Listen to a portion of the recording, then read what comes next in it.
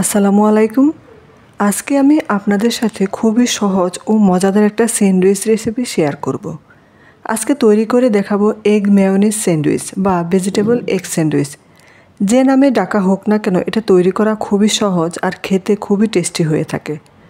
বাচ্চার স্কুলের টিফিন, সকাল কিংবা বিকালের নাস্তা হিসেবেও আপনারা এই খাবারটা তৈরি করতে পারেন।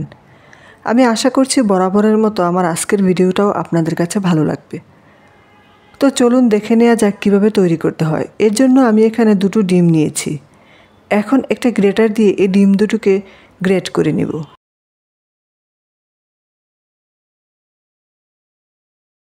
এখন এর মধ্যে আমি দিচ্ছি সামান্য 1 চিমটি পরিমাণ লবণ, দিচ্ছি 1 চা চামচ চিনি, সেই সাথে দিচ্ছি 1 চা চামচ লেবুর রস। চেষ্টা করবেন এখানে লেবুর রসটা ব্যবহার করতে, এতে করে ডিমের যে একটা এক্সট্রা গন্ধ থাকে সেটা চলে যাবে এবং টেস্টটাও ভালো আসবে। আরও দিচ্ছি 1 টেবিল চামচ কালো গোলমরিচের গুঁড়া। এখন এখানে দিব 1/4 কাপ পরিমাণ শসা। আমি এটাকে খুবই মিহি করে কুচি করে নিয়েছি।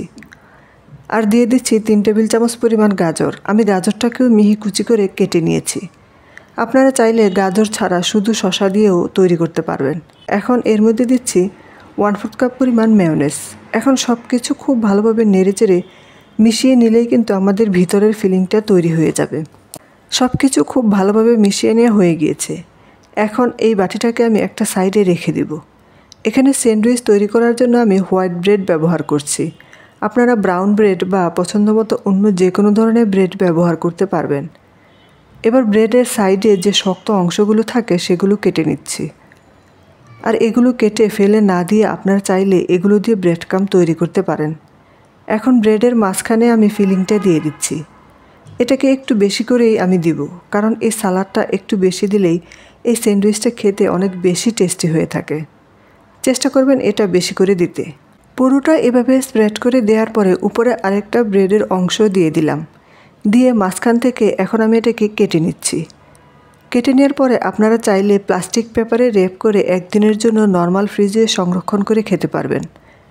তৈরি হয়ে গেল আমার খুবই সহজ ও মজাদার ভেজিটেবল এগ স্যান্ডউইচ। আশা করছি আমার আজকের ভিডিওটাও আপনাদের কাছে ভালো লেগেছে। ভালো লাগলে লাইক, কমেন্ট, শেয়ার করবেন আর চ্যানেলটি সাবস্ক্রাইব করে নিয়মিত চ্যানেলের সাথেই থাকবেন এরকম আরও নতুন নতুন ও সহজ ভিডিও পেতে। সবাই ভালো থাকবেন, সুস্থ থাকবেন। আল্লাহ হাফেজ।